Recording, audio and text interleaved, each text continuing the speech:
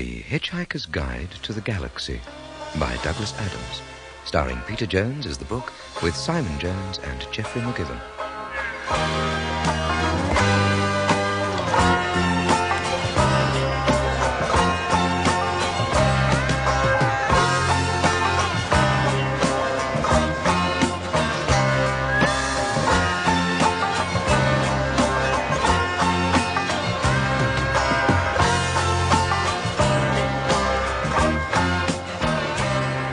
This is the story of The Hitchhiker's Guide to the Galaxy, perhaps the most remarkable, certainly the most successful book ever to come out of the great publishing corporations of Ursa Minor.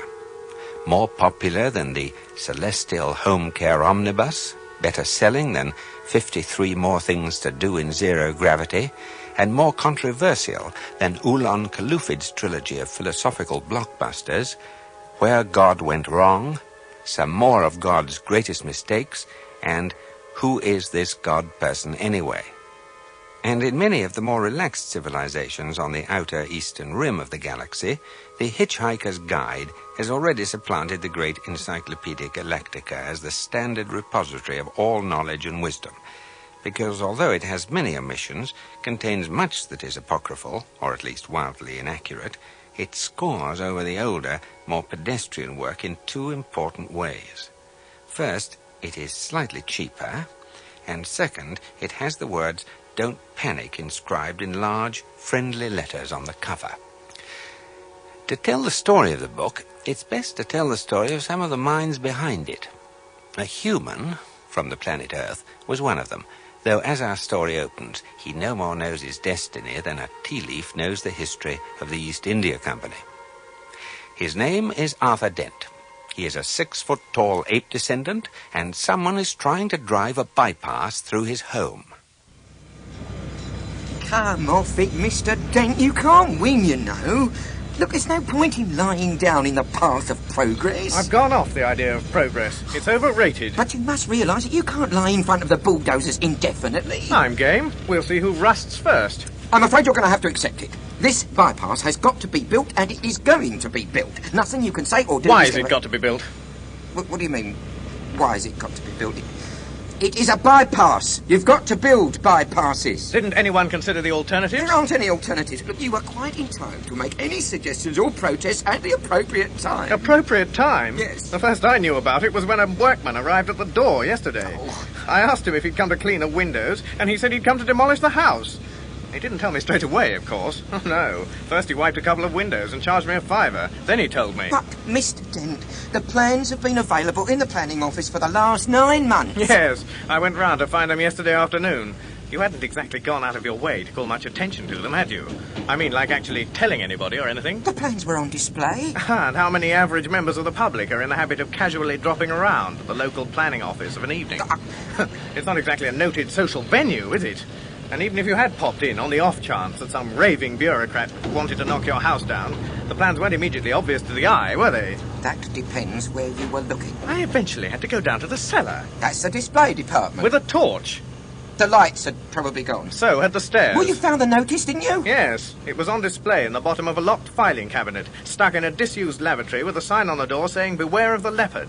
Ever thought of going into advertising?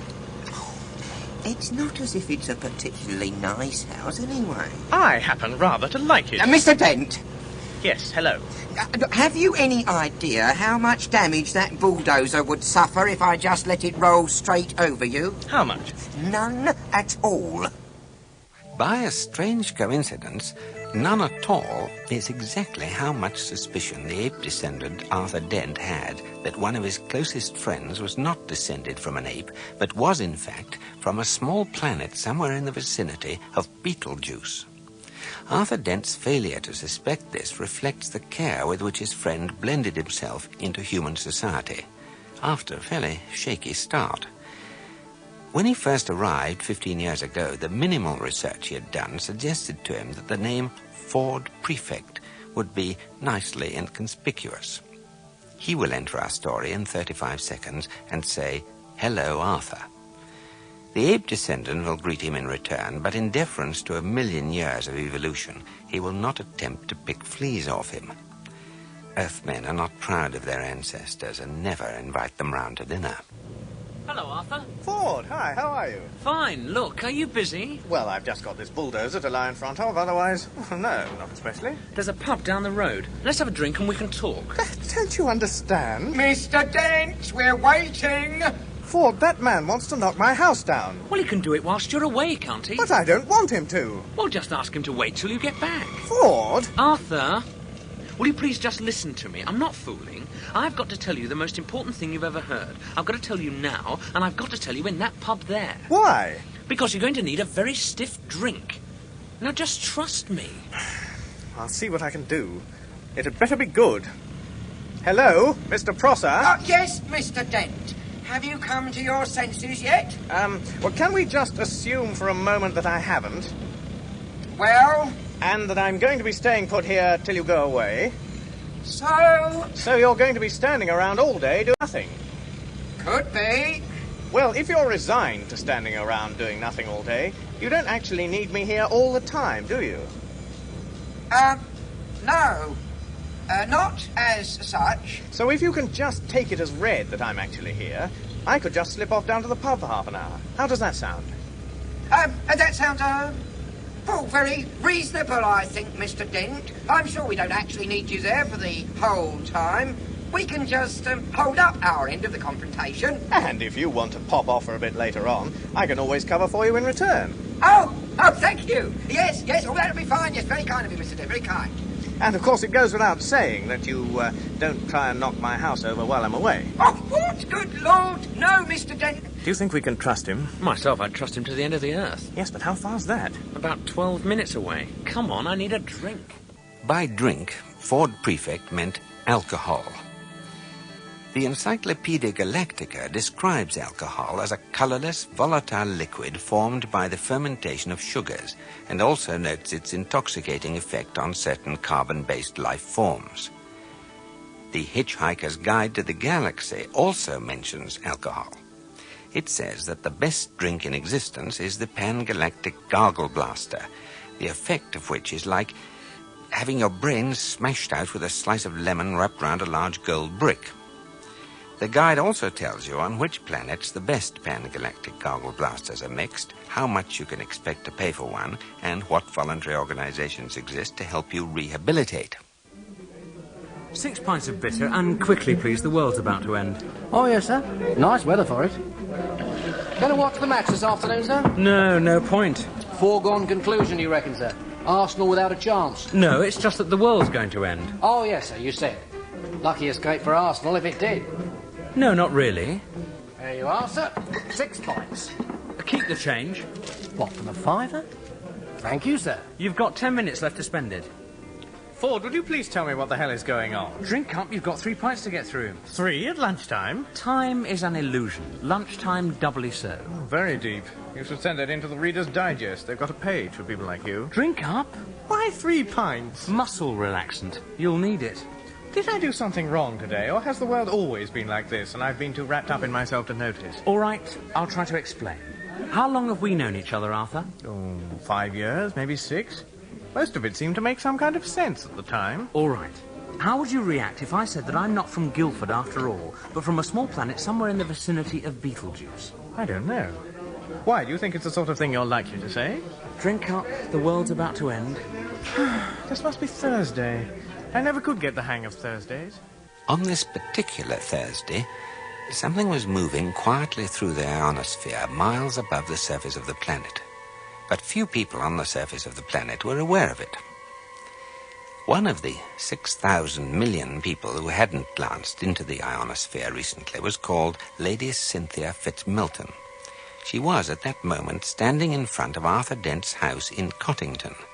Many of those listening to her speech would probably have experienced great satisfaction to know that in 4 minutes' time she would evaporate into a whiff of hydrogen, ozone, and carbon monoxide. However, when the moment came, they would hardly notice because they would be too busy evaporating themselves. I have been asked to come here to say a few words to mark the beginning of work on the very splendid and worthwhile new Bevingford bypass. Get off! And I must say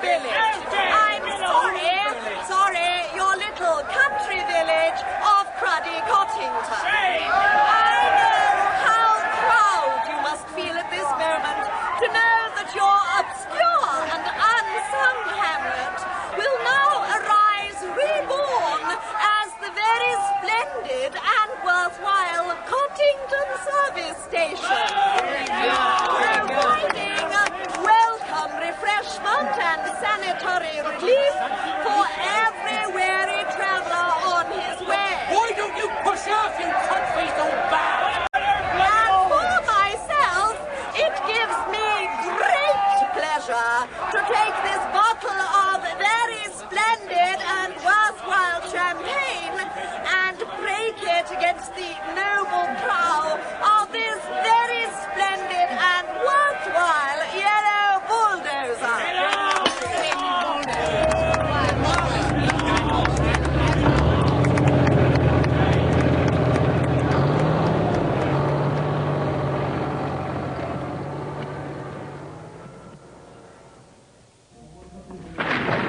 What's that? Don't worry, they haven't started yet. Oh, good. It's probably just your house being knocked down. What?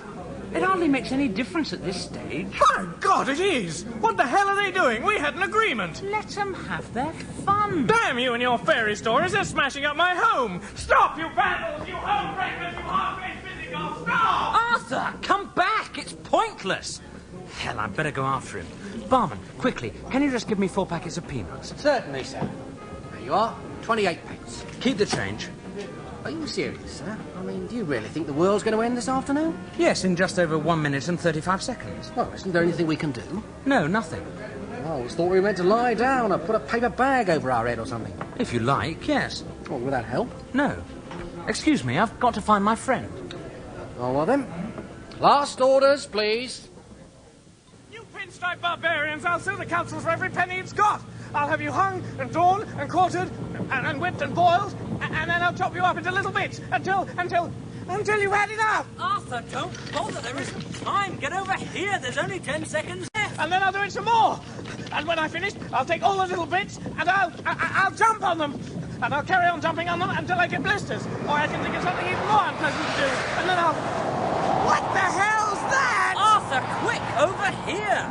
What the hell is it? It's a fleet of flying saucers. What do you think it is? Quick, you've got to get hold of this rod. What do you mean, flying saucers? Just that. It's a Vogon constructor fleet. A what? A Vogon constructor fleet. I picked up news of their arrival a few hours ago on my sub-ether radio. Ford, I don't think I can cope with any more of this. I think I'll just go and have a little lie down somewhere. No, just stay here. Keep calm and just take hold of this. People of Earth, your attention, please. This is Prosthetic Vogon Jokes of the Galactic Hyperspace Planning Council.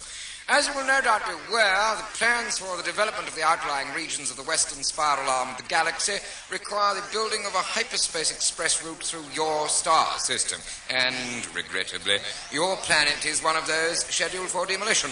The process will take slightly less than 2 of your Earth minutes. Thank you very much. There's no point in acting all surprised about it.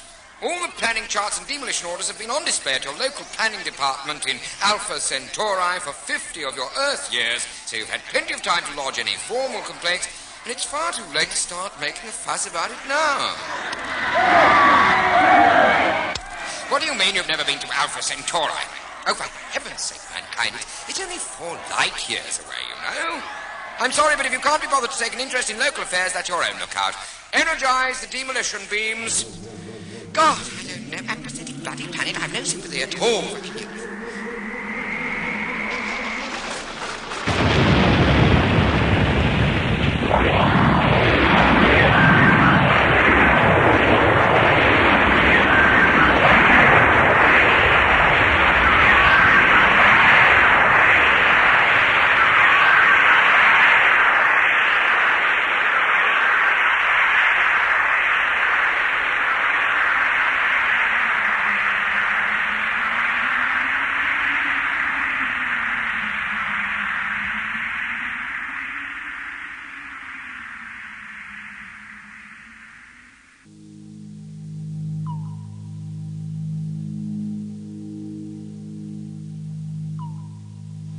I bought some peanuts. What?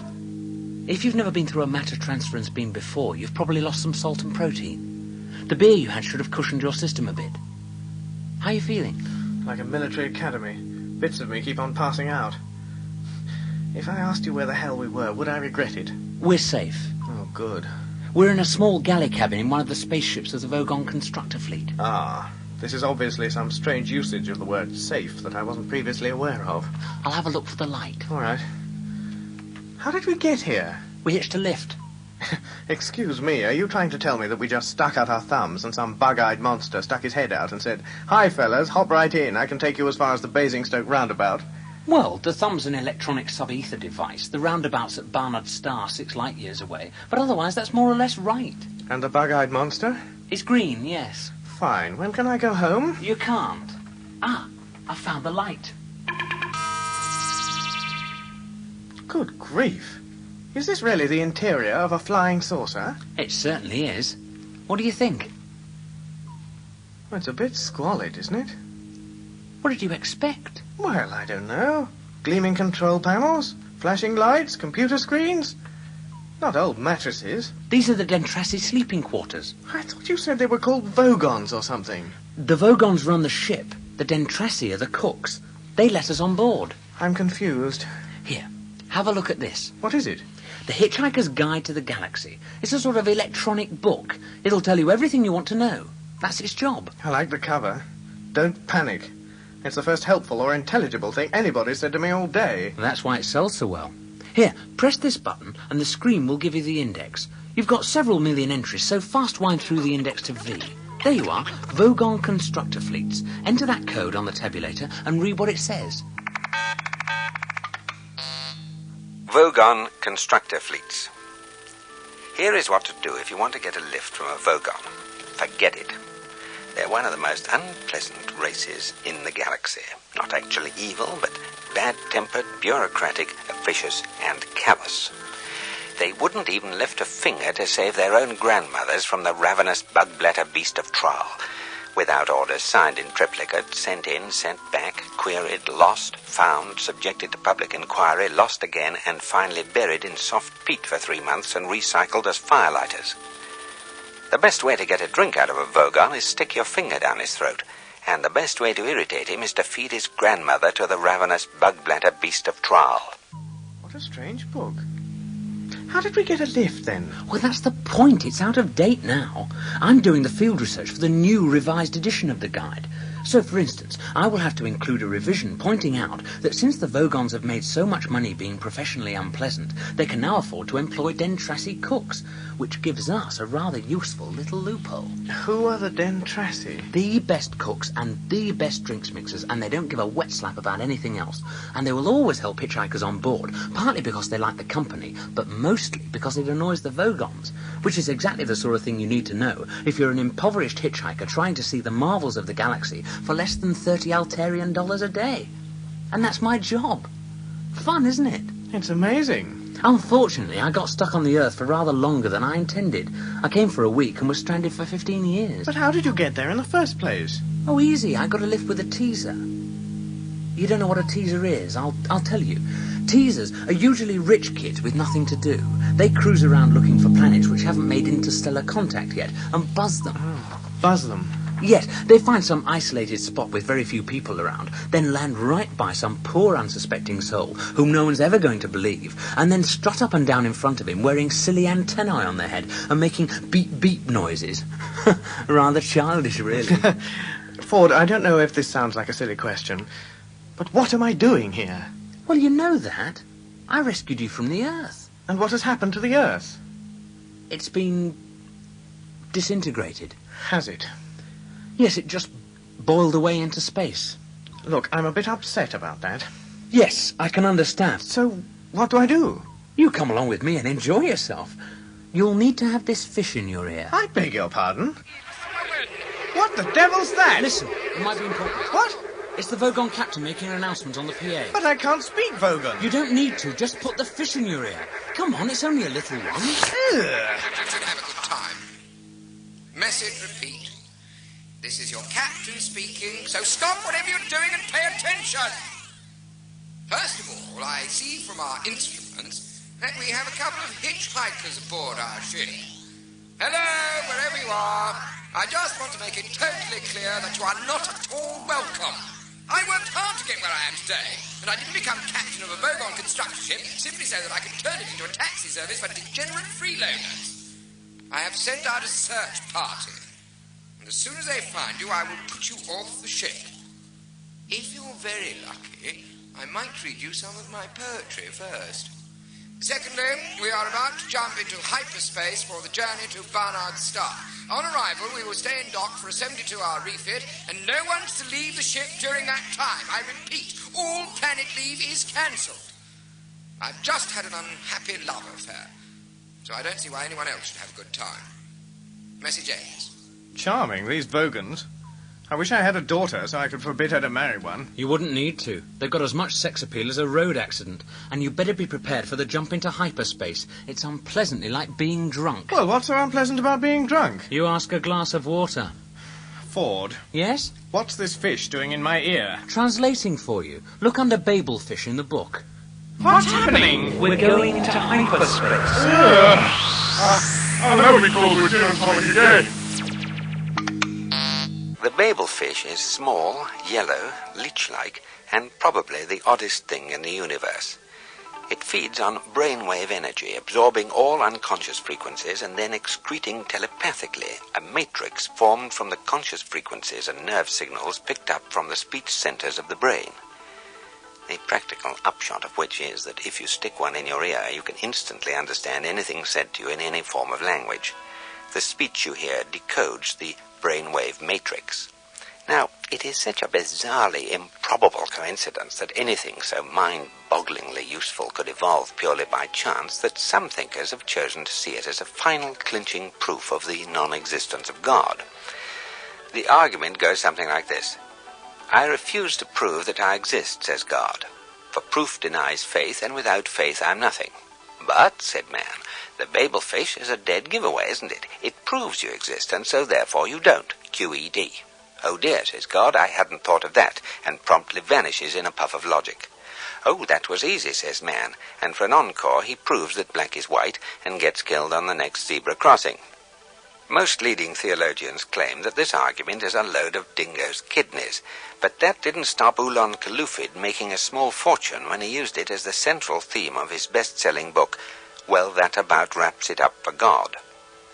Meanwhile, the poor Babelfish, by effectively removing all barriers to communication between different cultures and races, has caused more and bloodier wars than anything else in the history of creation.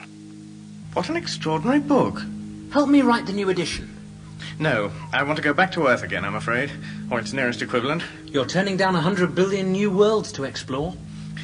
Did you get much useful material on Earth? I was able to extend the entry, yes. Now, let's see what it says in this edition, then. Okay. Let's see. Earth. Tap out the code. There's the page. It doesn't seem to have an entry. Yes, it does. See, right there at the bottom of the screen, just under Eccentrica Golumbits, the triple-breasted whore of Eroticon 6. What, there? Oh, yes. Harmless. Harmless? Is that all it's got to say? One word? Harmless? What the hell's that supposed to mean? Well, there are 100 billion stars in the galaxy and a limited amount of space in the book. And no one knew much about the Earth, of course. Well, I hope you managed to rectify that a little. Yes, I transmitted a new entry off to the editor. He had to trim it a bit, but it's still an improvement. What does it say now? Mostly harmless. Mostly harmless? Well, that's the way it is. We're on a different scale now. Okay, Ford, I'm with you. I'm bloody well coming with you. Where are we now? Not far from Barnard's Star. It's a beautiful place and a sort of hyperspace junction. You can get virtually anywhere from there. That is assuming that we actually get there. What's that? Well, if we're lucky, it's just the Vogons come to throw us into space. And if we're unlucky?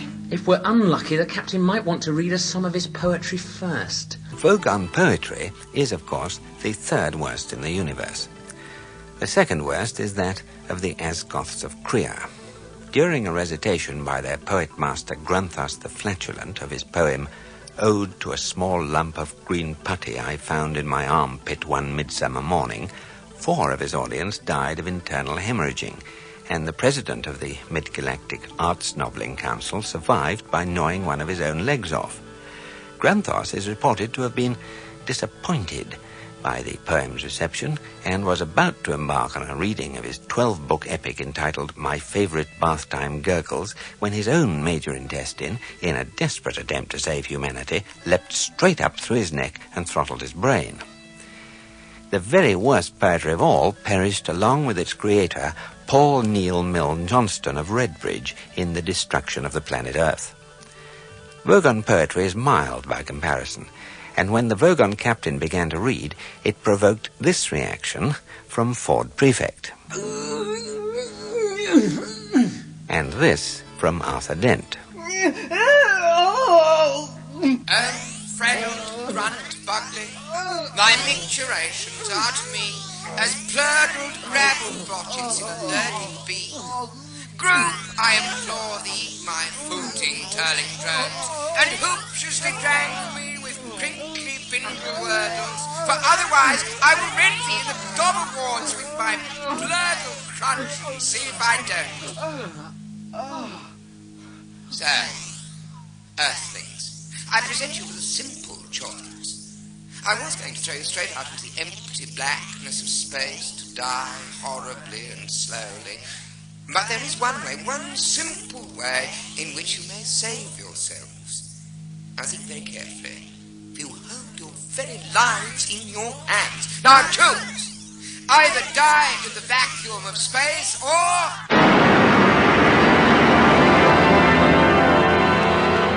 Tell me how good you thought my poem was. Will our heroes survive this terrible ordeal? Can they win through with their integrity unscathed? Can they escape without completely compromising their honor and artistic judgment? Tune in next week for the next exciting installment of The Hitchhiker's Guide to the Galaxy. In that episode of The Hitchhiker's Guide to the Galaxy, Peter Jones starred as the Book, Simon Jones was Arthur Dent, and Geoffrey McGivern, Ford Prefect. Bill Wallace was Prosser and the Fogon Captain, with Joe Kendall as Lady Cynthia Fitzmelton and David Goodison as the barman. The programme was written by Douglas Adams and produced by Simon Brett, with the assistance of Paddy Kingsland at the Radiophonic Workshop and a small furry creature from the Crab Nebula.